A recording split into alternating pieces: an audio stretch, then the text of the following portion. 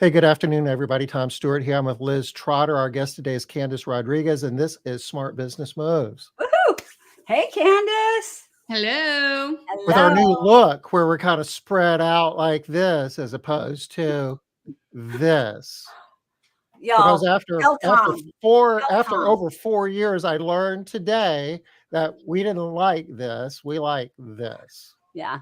Y'all, am I right? Which It one's makes my better? head look so much bigger. Makes your what look bigger? The other one, my head looked huge. I had the I biggest. know. We all look bad the other way, but I don't know. Tom just likes everyone to see how his face up close. Maybe you have Well- really nice pores. You've been going and having Well, like, you know, the loofah. all right. That's making sense. I get it, Tom. Yeah. If you think you look good up front, how about can you just if make I have this delusion that maybe you could just make you big and make us small. Yeah. Is that good? Hey, Denise. So Dawn today was telling everybody, she even messaged me, Dawn Zapp. Oh my gosh, I love last time that Candice was not on here, but you had her in a meeting. She does always look good, Diana, but you might be biased, maybe. a little bit. Little bit. You But passed you're me. right. She does. I agree, though. She does always look good, even when she comes to our early morning meetings and she's telling me that she's trashed. I'm like, please, please. So So, Denise asking a question about Made Central Live. Did I didn't say that, did I? no, Okay. I don't think so. Did he say that? I don't know. Maybe. Well, I think was so, off my though. game a little bit because we were oriented differently, and it's going to take me a while to get used to this. Tom, I think you've gone insane. You've lost your ever-loving mind. I don't know. That's probably giving me more credit than I deserve. Like I used to have it, my mind. I cannot wait to go. Yeah, you should go and get screenshots of how it's always been the other way, and send them to me. That way, I don't have to. Is that a project that I should be like take the next 3 days and go back for the last 4 years and That'd be give awesome. you? You don't have anything else to do. I mean, you're just No, hanging out I'll doing put it in nothing. the PowerPoint deck. Oh, okay. It says Made Central Live at the top of the page. Where? Maybe you're in Made Central. Is that a thing? No. I don't know. Where does it say Made Central Live? Didn't he take a screenshot? Show it to us. I don't see it. Dawn, she's so crazy. Look, she has the exact date, Candice. Yes, Candice was in our circle meeting on 5/5/23 a year ago. She talked about her employee retention program.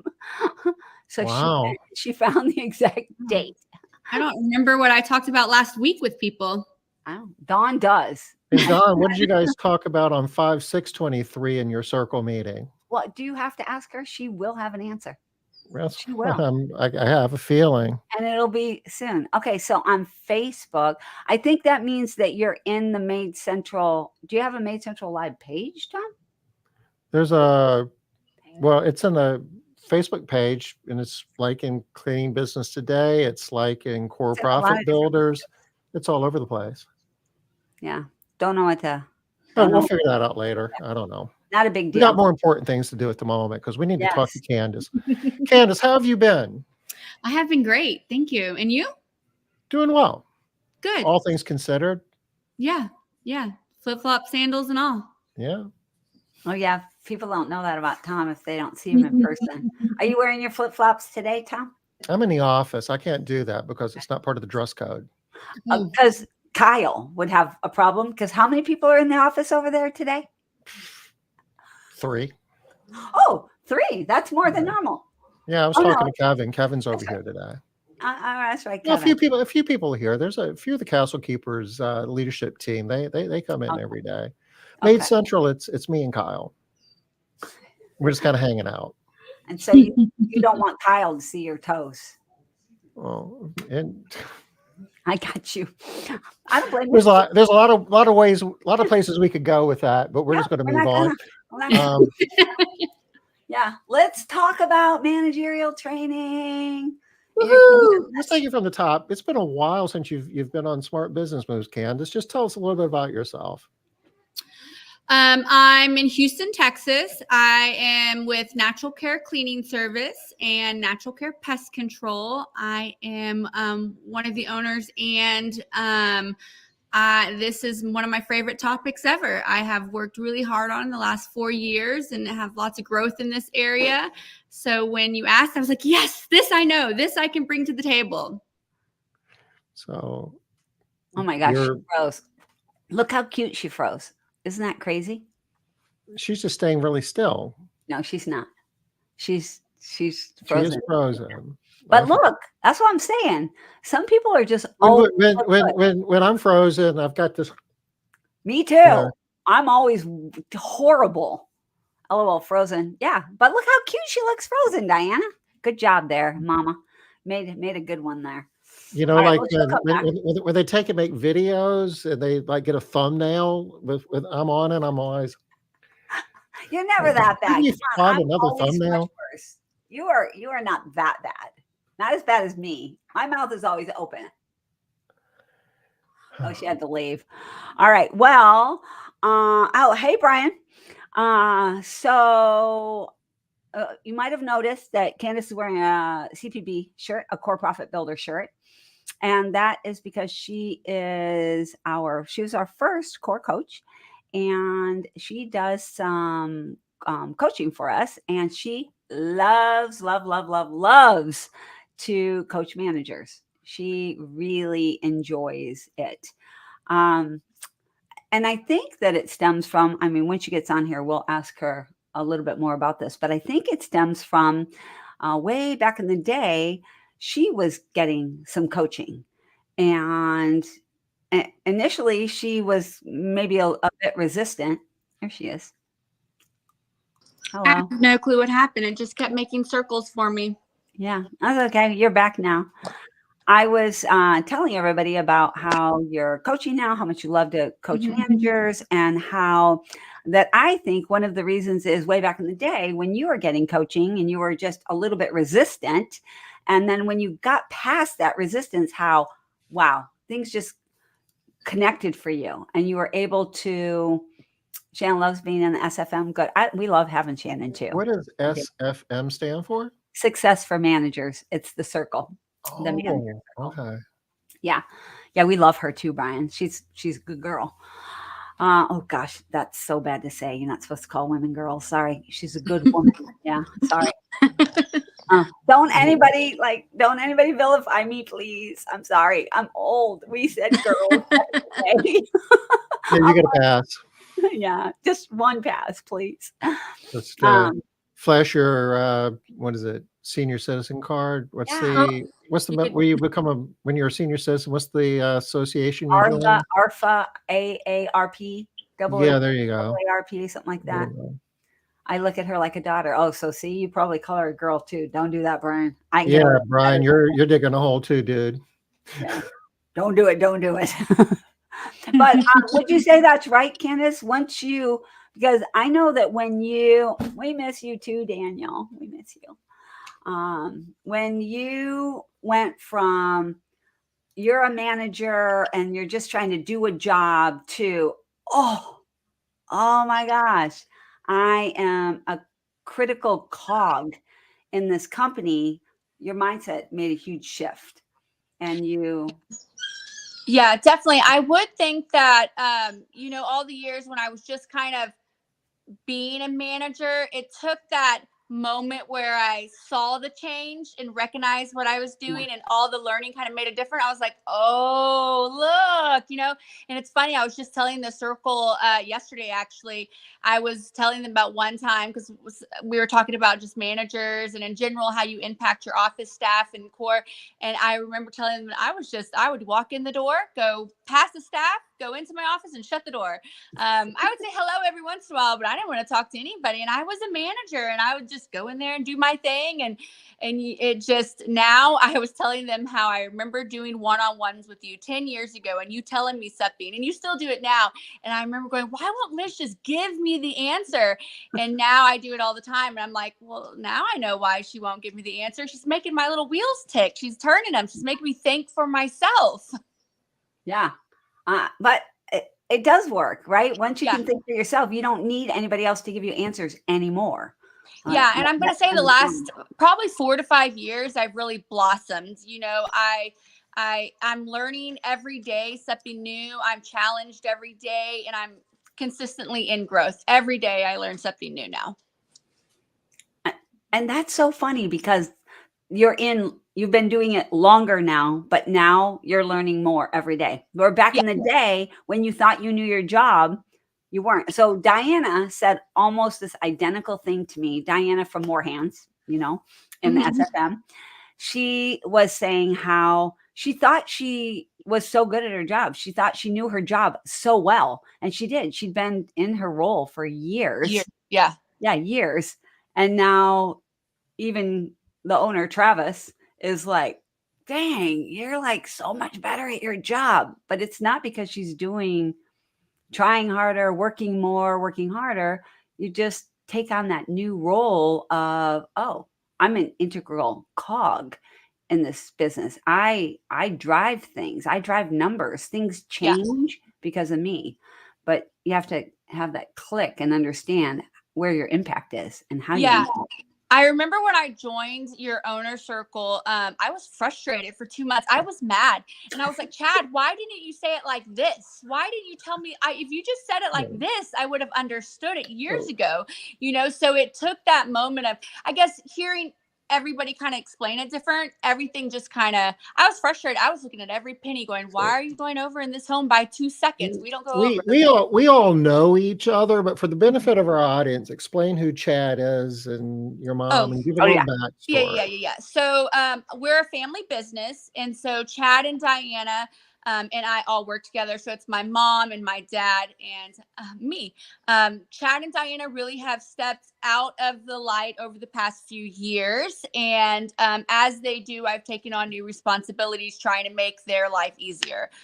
So my first thing was just taking things off their plate so they can enjoy, you know, their freedom. Okay. Yeah, a little bit of time freedom. Yeah. So back to the circles, you were learning things that you had to go back and talk to Chad about. Well, there was things that Chad had been explaining to me for years about, you know, the different KPIs, where the money goes and stuff. And it never really clicked. And I would always give him the exact same answer, because I think what happens is you just get into the rotation of your day-to-day task, right? You're doing what you need to do day to day. And when I got into the circles, I started learning more, and I started learning about the numbers in different angles, and it all started going together. Everything Chad had been, I always saw Chad nagging at me about, it all just kind of came together. And I remember walking around my staff and I'm like, nobody's going over on a single house at all, because the money all came together. I saw the money versus the man hours. You look at things differently. I learned, and I've been in this role for years, but it was just introduced to me different. I had different resources now, and I saw the money differently, and it really just started clicking. And now connections. I think you saw the connections of the numbers. How this number changes, this number changes, this number changes, this number, and all of it impacts revenue. Yeah. And now what I do is I really see, I set myself goals every quarter, areas that I'm working on that I see need more improvement. And sometimes you guys tell me, like when I brought up the skip rate, okay, it doesn't really need to be, it's fine. And then I go, okay, what else do I need to fix? I'm constantly looking at areas that I need to go and improve those numbers. Now that I know the overall impact. You know, we had our monthly meeting today, and we're going through the numbers and everything. And I see that, you know, the numbers that I'm in control of are also impacted by what my office manager does, what the trainer does. And so in order for me to get my goals, they have to hit their goals, and we're all kind of connected, and it helps me see everything a lot clearer. So talk to us a little bit about that, Candice. I think that's another thing that managers don't recognize, that the owners need to work harder at giving the managers the understanding of how what everybody does is connected, and how they're not supposed to be responsible. They're accountable for a lot of stuff, but they're not supposed to be responsible for everybody's numbers, but they're impacted, and they have to get Candice, you're coming at this from a unique perspective because you see it from both sides. Yeah. You know, as a manager, you probably would assume that an owner would know certain things and would know that you know certain things and would be assuming certain things. But knowing what you know, there's a lot of things that owners rather should know that probably don't, or at least they don't behave that way. Help us out. Where are the Yeah. gaps? And what's super great about me, it's like I'm kind of like a unicorn, because I went from almost being fired by my mother to building and turning around to where I'm at now.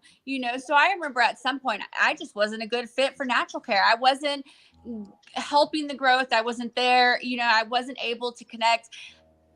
I wasn't doing, like, I was doing my job, but I wasn't, the growth wasn't there. I wasn't going to make it to the next level.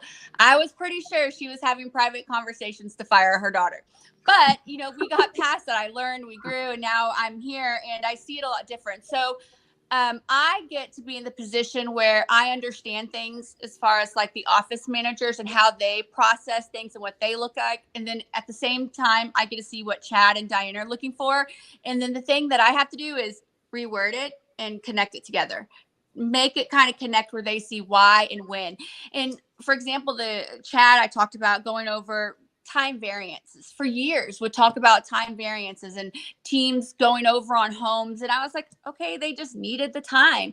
And then as soon as I took that time variance and connected it to the money and saw the money, I was like, oh guys, this isn't 3 hours. That we didn't just lose 3 hours. We lost this much money. And I just started connecting it differently for them. So I started almost, I don't want to say humanizing it, because it's not. It's just putting it down in a language where a lingo that they got too, so it's connecting it together. So I get to be in the special spot where I'm right in between Chad and Diana and my office staff, kind of like the sponge. Like I get to be the sponge of everybody, but then I get to help them grow, knowing now what I do and what Chad and Diana need in order to get growth. So yeah, I love all that. I've seen all of that in you too. Can you make some connections for the owners? Like, what are some things that their managers, other than just make better connections? They got to make better connections with the numbers. Yeah. Can you So give them some specifics about what their managers don't know, don't understand, aren't getting? So one thing I've learned is that whenever you have a person in this role, they're in the motion of going day by days, right? So they're just working day by day. They're doing their day by day activities to get the day started, to get the tech started. You get into routine, right? So you get into motions of it where it's hard for you to continue your growth and learn different aspects of the company when you're in routine. Right? You just kind of slow. So what I've learned is that where I started is with my own staff. Personal growth. You have cleaning techs, you train them, you put them where you need to be. Some will have better skills than other where you can make them a trainer. And then what? We stop with our personal growth. We just kind of go through it. And sometimes people will have like continuing education and stuff like that. But the second our continuing education went to almost weekly, that's when I started seeing the growth. So if the staff that you want, you have to create, right? You have to make that staff what you want. They're not going to just, people sometimes just assume that because they have a few skills that put them in an operations or manager or trainer position, that the rest of it's going to come naturally. And it's not. I've been in the industry for 14 years and I still come into positions that I have to learn and develop and grow and new things all the time. So continually having that growth has been a huge thing. Yeah. Okay. So if we had to tell like the owners, make sure that you teach your people this thing, what would be one thing that we should make sure that they teach? Oh, that's a good question. And how, right? Because yeah. how of it is really hard. Yeah, and that's actually a good question, but it's like hard to narrow down.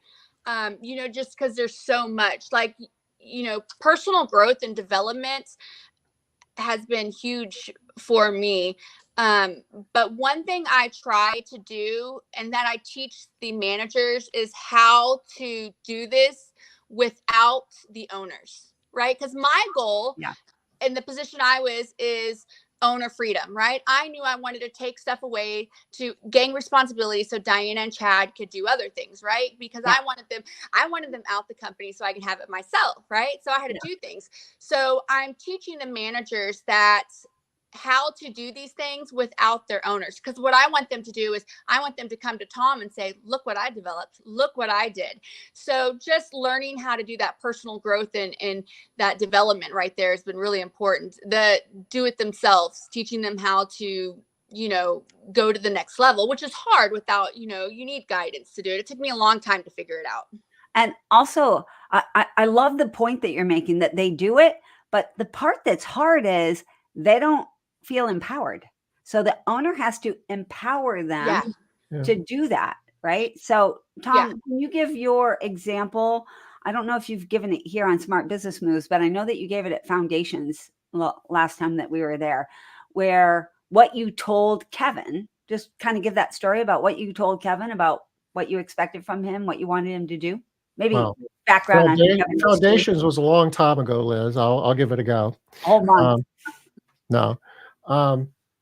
Kevin Kunkel is a friend of mine. We've known each other for a long time, and he's a very accomplished manager. And I was able to persuade him to assume the role as, director of operations, basically running Castle Keepers, because I'm kind of busy with Made Central now, and I just can't be at all places at once. So basically, Kevin is in charge of running Castle Keepers, doing an awesome job of it. And I told him that if he needs something, let me know, and I'll do what I reasonably can to get it for him. And it's like, as far as my concern, I've just got a few things I want you to be mindful of. That I don't want to go broke. The idea is that we're profitable at some level.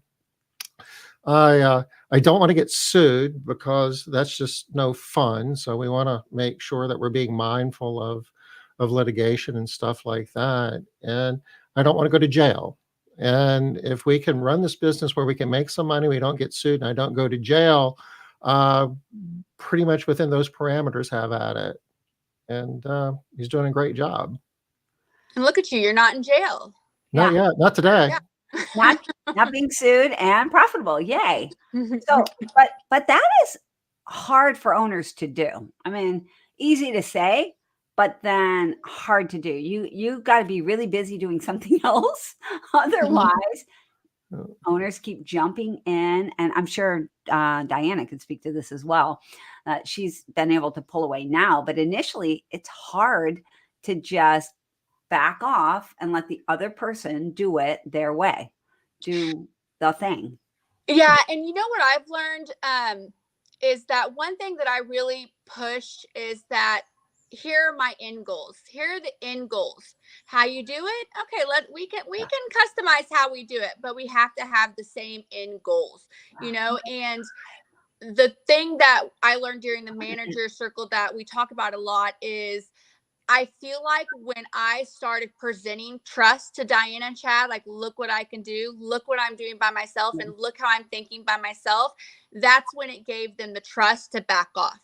That's when they started giving me freedom. So if the managers are learning, like, if we're teaching, like, here's how you do it on your own, owners are going to trust more that this person can run their company. Well, I think that's like a huge piece of the numbers. So I want to talk to this piece also. A lot of owners don't want to share their numbers. They're uncomfortable sharing their numbers. Yeah. And they think stuff like, but if they know that things look this bad or they're not great, they're not going to want to work here. We haven't found that to be true at all, have we? Minus those legal things. So true, Aja. So true. Yeah. And I think that, I get the aspect of not wanting everybody to have QuickBooks, but I think in order to have that growth, numbers do have to be discussed. So the goals have to be the same. They have to kind of know where it needs to be and where, the goals are, and the growth and the not growth and the, areas like that. So I think a certain part of numbers do have to be shared in order for them to be able to take that and do something with it, to have the power to make those changes. Yeah. Yeah. You got to have a measurement. Where are we going? What are we measuring? How will we know what success is? Yeah. And I So- think if they don't feel like they have control of it, if they don't feel like they can do anything with it, it's not as important to them. You know, they have to see, I'm doing A, B, C for this number, and this is working and this doesn't work. So it gives them more empower to say, look at the number I'm changing. And it gives that autonomy. Yeah. Right? Oh, It's definitely. like, okay, so I have a number, and we've all agreed, the whole company, Diana, Chad, you've all agreed what the number is that we're trying to meet, whatever it is this quarter. This quarter, we're focused on revenue. This quarter, we're focused on retention, whichever numbers that we're focused on. We usually teach working on 3 numbers at a time, 3 per quarter. But your job is to figure out, like you said, how we're going to impact those numbers. That's your job. Yeah. It's not the owner's job. And I think that's one of the key things that owners need to do is don't tell how, don't talk about how. So, Yeah. so Tom's example, right? This is where I want, right? Go here. And what you said, but not how. Yeah. In foundations, we talk about, who's the CEO of the business. In a lot of cases, it is the owner. At some point, the owner might not even be the CEO of the business. The CEO of the business is like the head manager in charge of everything, okay? Mhm. Ultimately. But most CEOs, at least publicly traded companies, they have a board of directors, and the board of directors represent the owners. So we're talking about owners and how do owners do something, but I think it's helpful to distinguish between owners versus managers, and CEOs like the head manager, and who is that? And at some point, and maybe Chad and Diana at this point, that they want you to be the CEO, Candice. Mhm. So they have to be the board of directors, and the board of directors kind of sets a strategic direction. This is, the board of directors doesn't want to go to jail. They don't want to get sued. They might have some opinions on what type of business we want to be. Hey, I think we can make money selling hot dogs. It's like, no, we want to stick in the residential cleaning vertical. That's kind of where the board of directors can be handy. But within that, normally there's some financial goals that are set, and then it's up to the management team led by the CEO to figure out how to make that work. Now, if the CEO needs something that they don't have available, the CEO can go to the board of directors and say, hey, we need to hire somebody that we don't have the money for, or borrow, whatever the case might be. The board of directors just doesn't go away for 3 months. But as an owner, if you can get that straight in your mind, what seat do you want to be in? Do you want to be the CEO, or do you want to be the board of the directors? But if you want to be the CEO, then you need to make sure that your managers understand that and what their role is in the organization. And I would argue that no matter which one of those roles you want, your people need to know what numbers they're trying to hit. Right. Yeah. They need to know what are the numbers that you want me to get to. So and you've always said, I've heard you say before, Liz, everybody needs a number. Everybody needs a number. Every cleaning professional Everybody needs a number. Yeah. Everybody And I needs- think within having that number, that control of that number, I'm constantly working on numbers, and I like things that I'm in control of. So if I have a number and a goal, but I don't have access to change it, or I can't do anything, it makes it hard to change those numbers. It makes it hard to work towards it because it doesn't feel like it's my number. Well, and it isn't.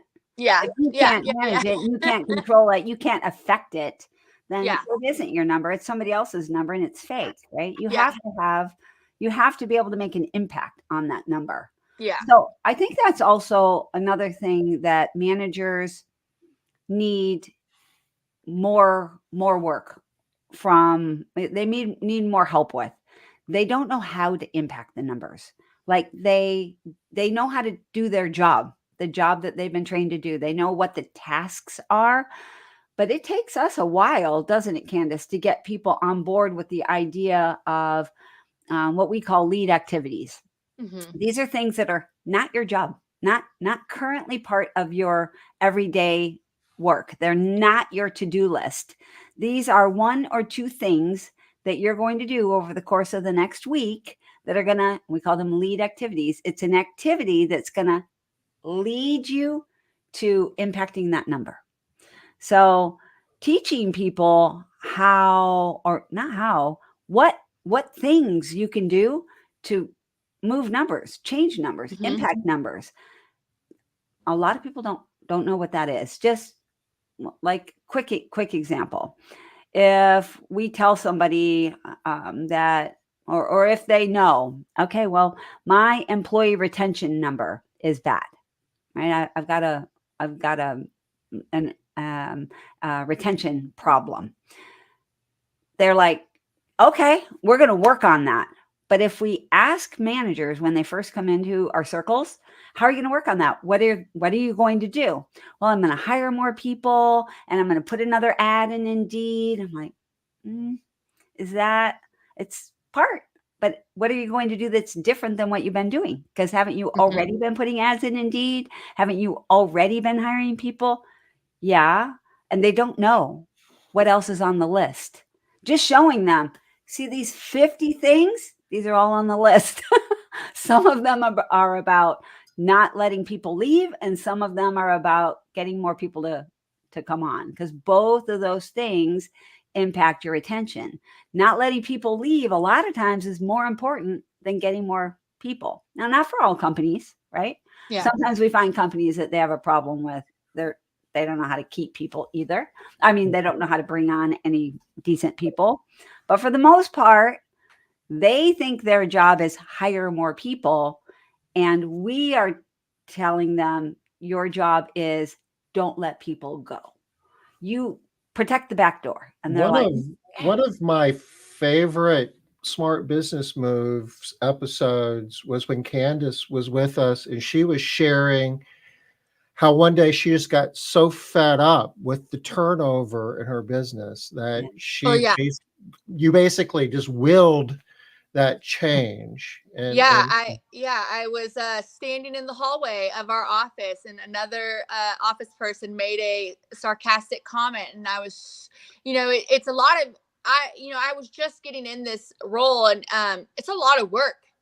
There's a lot of behind the scenes work to get a new person on. And the numbers were all still kind of new to me, and I was frustrated. I was tired of that. And I remember just getting so irritated that I was just like, I'm done. We're making changes and we're going to make it stick.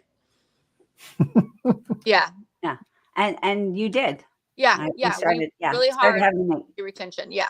And figuring out what types of things need to happen and how you make things stick. So that's another thing that I think is really important. A lot of business owners notice that their managers are overworked, working too many hours, and they're tired, and they don't take enough vacations. They stay extra. We see that a ton. And it's important for the owners to recognize, I got a cough, hold on. For the owners to recognize that if the managers know how to do their jobs better and they have more control over their jobs and what they're doing, they don't need to be overworked and tired and exhausted. That they can come out of that, they can do more in less time. That's a hard concept. People. I know you hammer on them in the manager circle all the time about time blocking and watching their calendar, and don't put more on your calendar, even if, or on your plate, even if you think you have to get it done. No, you can't.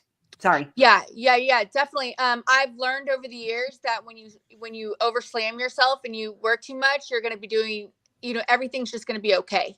It's just going to be, you're performing okay. You're not performing the way the owners need you to perform. So then often the owners will say, oh, they're just not really doing their job. And, they're just not, we really focus on time blocking and, which one thing I'm teaching them is how to delegate their schedule where, Monday we're doing this, and how to work those hard projects and get what you need done. And I do. I always hammer them about their schedule and communicate, just that mastering the art of communication. And they struggle when they first come into the circles, right? And any coaching. I know when you're doing your one-on-one coaching as well, Candice, that when you first start working with them, they're like, you want me to do more work? You don't understand how much I'm working already. I already am working so much, and I'm already so tired, and I'm already exhausted. And so a big part of the job in the beginning is teaching them how to stop doing all of that stuff and start doing just this stuff. Stop doing all that craziness. Yeah, but then we have people like Diana, who then comes, not my mom, Diana, then comes on, and she now loves her schedule. She's learned so much. She's fixed her schedule. She's not overwhelming her schedule. She's learned to balance her schedule where she can have a peaceful, happy day. And the great thing is now she's able to take on other projects that she didn't feel like she was able to do before because she wasn't managing her schedule good. And so, it's just kind of learning how to balance everything. Yeah, it's a big thing. And it takes a while. So all of you CBOs out there, it takes a while because initially they don't believe that it's possible for them to do something different. You remember Lexi? Oh, yeah. Man, that girl was working like 60, 65, 70 hours a week. And she was like, you're insane if you expect me to do a whole project now every week. I'm like, yeah, sorry, you're going to have to work on, you're going to have to do this project every week. She's like, it's never going to happen. And now she's like, yeah, I'm just working a regular day and working a project every single week, at least one, if not two projects. Right. So a big part for you CBOs to know out there is sometimes we can be seduced by seeing our people working so hard and trying so hard for us. And they're so loyal, and they come in early, they stay late, they do all this extra work, and we can get stuck as CBOs feeling like, are they just not doing a good job? Are they wasting time? And we start getting this bad thinking that we feel bad about. We feel guilty. I've talked to a bunch of you CBOs out there. Like, I can't tell, is she even doing a good job or not? She's trying hard, but she's putting out all the wrong fires, right? So busy stomping out fires so much of the time that she hasn't fixed the systems that are causing the fires. So as a CBO, nobody wants that, right? Nobody wants that. What do I do tomorrow as a CBO to fix that, or to make sure that's not happening? You got an idea for that one? Like one thing to start with? I wish I had hair right now. Yeah, her name. Tom, you too, right? Candice is a great. It's hard when you're in daily routine, and when you get stuck. One thing that I like to teach is the positions that they're in, they need to be able to shine on the measurable points, right? Because sometimes you're not going to notice the things that they're doing because they're in routine, right? So teaching them how to do projects and how to hit their numbers and make measurable points for you. My favorite thing to do is I recognized Chad couldn't always see what I was doing every day, right? He couldn't see my growth and where I was working at. So I made a point when I was doing things to make measurable areas. I want him to see, last quarter, it may not have been the best, but look at where we're at now. So I make sure everything I do, I'm able to put a measurable point to it because it helps my self-esteem too. Because when I see my numbers changing, office people don't always get grand opportunities. They're not like the cleaning techs that get a quality form goes out, they get rated. They don't get those same kind of kudos. So I get measurable projects where I can present to Chad and Diana, here's what I'm doing and here's the growth. Aren't I doing a good job? Don't you like what I'm doing for you? And that's one thing we like to teach is just showing your owners how you can measure your growth when you're doing great. All right, so I got two things for you based on exactly what Candice said right there. CBOs, tomorrow you can do these two things. The first one is make sure that your managers have at least one number that they can impact, and tell them what it is, where we want to go, have a conversation about that one number, How can they impact it? Let them tell you some ideas of things that they can do to impact it, how they think they can move forward. Don't tell them how, right? Tell them what the number is, and then let them tell you how. That's first thing. Pick a number and let them tell you how they can impact it. The second thing is, this is one of my favorite things too, is if you don't already have one, create one, a daily report. Now, this daily report, your managers can fill out, especially if you are a micromanager. If you're not a micromanager, this is less important. But if you are a micromanager, create a daily report. And the daily report, trying to think of all the pieces that it has in it, like 3 KPIs that they're working on. What are the numbers? What did they do today? What didn't they get done today? What didn't they get done? What are they thinking about currently? What are they working on? What are they thinking about? And I think the last one on there, Candice, is something like, what problems do they see coming down the pike, or something like that? Yeah. So that you can see that. And this report, they can create this report. They send it to you every single day, even if you're in the office with them, and they see you every day. They fill out this report. It does a lot of things. And the subject line is just daily report and the date. And it does a lot of things for you. Here are a couple that you're going to love. The first thing is, they get into the habit of looking at those things and thinking about the future of your company and looking for problems, so that you can have some confidence that you don't have to catch every single problem, because a lot of CBOs are like, I can't trust them, they're not watching stuff. They'll begin to. So that's one thing. The second thing is, you can check every day to see, what did they do? What did they drop the ball on? Because CBOs worry about, what are they dropping the ball on? They'll tell you, I didn't have time for this. I didn't get this done. I wasn't able to get this done. You'll have that link to that. You'll be able to see it every day. And then the third thing, and this is one of my favorites, is once you get this report coming in every single day, you stop feeling the need to micromanage, because you have the report. You'll find yourself before too long not even looking at the report, because you don't need to, because now you have the confidence that the things are being done, and you can go in anytime you want and check the report. There's all the dates. So that's my second thing. And I did think of a third thing that I wanted to say, and I can't remember what it was. It was really good too. Sorry.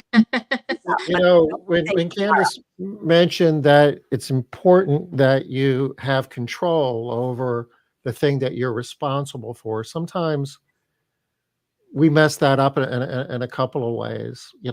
I use the analogy of, pretend that the manager is responsible for maintaining the temperature in the office at 72 degrees, but the only tool they have is a thermometer. That I know what the temperature is, but I can't. I have a thermometer. The thermostat is in the CBO's office. Okay, so if you want to fix that, first you need to move the thermostat out somewhere where the manager has access to the thermostat. And the second part of it is, the CBO needs to keep their hands off of the thermostat, because if they're fiddling with the thermostat too, then the manager's never going to have an opportunity to get it right. I'm looking up a book. I'm trying to remember the name of this book that speaks to this. It is so helpful. The Elephant, the Rider, and the Path book. Do you know which book I'm thinking of, Tom? It doesn't click. Elephant, Rider, and the Path. So this is an amazing book for CBOs that are trying to pass. Oh, gosh, sorry, that's so loud, y'all. The Elephant and the Path. That are it's not teaching the elephant to dance. On the reins. By Dan Heath. Is that ringing a bell, Tom? No. What's the title? There was a book from the 90s called Teaching the Elephant to Dance. It was more about empowerment, but I don't think that's what you're talking about. No, I'll find it. All right, just don't wait for me. It's a great book, though. It teaches you, there are 3 different things, which Tom, you were talking about. It's like sometimes the path is the problem. Sometimes it's and in your example, that was the path, right? You think everything's great. You're just telling people what to do, and you got a great person doing the thing, and you got a great person thinking about doing the thing, but they actually can't do it because they don't have the correct tools. They're not on the right path there. So I'm trying to find it. Dan Heath, elephant. It's a great. While you're doing that, I dropped a link to a video in chat. It was the cleaning business today that we were talking about the employee turnover and how you got fed up, Candice, and you decided to fix it. And I'm looking for the date here. It goes back a while. All right, well, you're getting that. The name of the book, y'all, is Switch. It's by Dan Heath. And the idea of this book is to advise the rider, steer the elephant, right? Steer them, and then shape the path. And that if you can do Adriana got it. You what? Adriana got it. Switch. Yeah. Switch. Yay. Good job. Thanks, Adriana. It is. Have you read it? Did you like it? Yes, it is called. Did you read it, Adriana? Did you like it? Oh, Ashley, also another good book, Who Not How. And it's an easier read. I think the Who Not How book is an easier read. It's not as prescriptive, I don't think, as Switch. And if you've read any of the Dan Heath books, and the Heath brothers, Chip Heath is the other one. They're good books, y'all. Read them all. Yeah, you'll like them all. Anyway, that's a great book. Okay, so I did have another thing that people could do tomorrow, but I can't remember what it is. I know I will. But Candice, how about if we wanted to do this piece? Oh, I remembered what it is. Y'all, right now, your managers are probably working more than 40 hours a week, right? And you know that they're working more than 40 hours a week, but even you think there's no option. We have no choice. We have to get this work done. I'm working way more than 40 hours a week, and I need the help that they're offering me. Take one of the days. My suggestion is Friday, and tell them that they are not allowed to leave past whatever time it is, 5 o'clock, 4 o'clock, whatever time you know they're leaving late. Pick a day and make them leave on time one day a week. Just start that today. Believe it or not, that will, right? Where I'm right, Candice? That'll force them to focus on better things that they have to get done because they can't get everything done. They won't be able to. So they're going to be forced to work on more of the right things. And once they've kind of gotten that down a little bit, day number 2, nope. Now you can't leave past 5 o'clock on whatever day, Tuesday, right? Until you get them working the right amount of hours and getting more work done. So I'm not saying they're going to get less work done. They're going to get more work done. You just have to force it. And this is true for you CBOs as well, right? Tom, we've talked about this. If you're overworking, you're probably spinning a lot. You're doing stuff. You're not as focused as you should be. You're doing too many things that are not moving you forward. What's the thing? Motion, not movement, or yeah, it's a lot of motion, but not enough movement. Yeah, this is happening, but we're not moving forward. Right? We're really busy, not getting anything done. So that was working too hard. You're not doing something right. Yeah. And we do talk a lot about, in the manager circle, we talk a lot about the different types of fires, right? Mhm. And not every fire has to be put out. Some fires are going to burn themselves out. Some fires, you should be glad that thing is burning because it's going to get rid of a problem for you. Yeah. Right. And so you don't need to put every fire out, and you shouldn't. And sometimes, not sometimes, we also teach this. If you're putting the same fires out over and over again, you need to stop putting out that fire and figure out what's causing that fire. Yep. and stop causing the fire in the first place. That's a tough one. And managers get really good at putting out fires. And because going back to what you said, right, Candice, that because managers don't have a lot of opportunity or a lot of ways that you can see what they do well, there aren't a lot of measures for them. They like to put out fires because they feel good about themselves. They can say, look, I put that fire out. Look, I did that thing. I did. So it's a bad pattern and a bad habit, because that's how we all do this to some degree sometimes, but managers can get stuck in really strong patterns of putting out fires, all the fires, or trying to put out all the fires. All right. You know, Could talk for we are kind of pushing on the top of the hour here. we got 7 minutes. The video that I found, Candice, that you were sharing about the day that you just got so fed up with the turnover that you willed it to be different. I dropped the link. It was like March of 2022. So that was like over 2 years ago. 2 years Can you ago. believe that? Wow. Yeah, I can believe Yeah. it. Yeah, I can It believe was, it. Boy, you've made a lot of changes since then too, though, Candice. You've Yeah. done a lot. Talk to us a little bit, Candice, about your one-on-one coaching. Like when you're working with a manager one-on-one and trying to, like, how does that work? What does it look like? What do you help them work on? You know. It's just the what I mentioned about never stop learning. So it's continuously learning. There, we're going through and exploring different stress management. What is that? Is that a cat? Yeah, she's Oh, it's fancy. So we're exploring different stress managements, different wellness practices. We're working on basically leadership essentials, the tools that they need.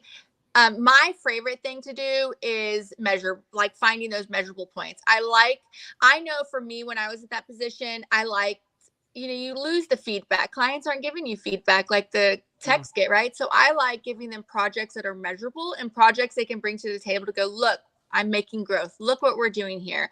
And a lot of it's just working with a lot of them is just working with the insecurities they have of taking that next step, working with them on how to manage their schedule. A lot of times their schedule is chaotic because they don't know how to do a schedule. They don't know what to do next. So it's exploring the different things they can do to add ease to their schedule, how to time block, how to manage it, how to unleash that inner boss person in you.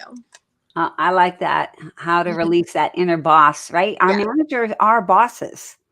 They're in charge, and they have to do the things. Yeah. We were having our meeting last Tuesday and talking about how they feel about their roles. And majority of them mentioned how they feel like they're learning to be the core of their companies. The foundations, the core. And a lot of them mentioned that they know, because they're basically the center of the owners, and the center, they're the glue, the techs, the owners, everything that goes, the techs. So they're starting to feel like they're the core of the company and have that personal growth. Oh, yeah, I love that. Yeah, I didn't know that. So if somebody wants to know more about the managers program and how to, next steps to find more about that, I went to Core Profit Builders and found a link and clicked on this. Is this where we go? Yep, you can go there to get into the manager circle. You can also go to the coaching. I don't know what it's called under coaching. Go to courses. Yeah, one-on-one or one-on-one. One-on-one. And you can sign up. I think that the page is still jacked up though, isn't it? But Candice, can they go to your Facebook page too? Yeah, they can send me a message too. And another great thing about the circle is that a lot of times it's just you and the owner. That's the ideas you have between you and your owner. They're having tons of resources here. They have a ton of different people that are all throwing out different ideas. We take a topic, we've been working on client retention. We label, here's all the basic stuff that everybody's doing. Let's think outside the box.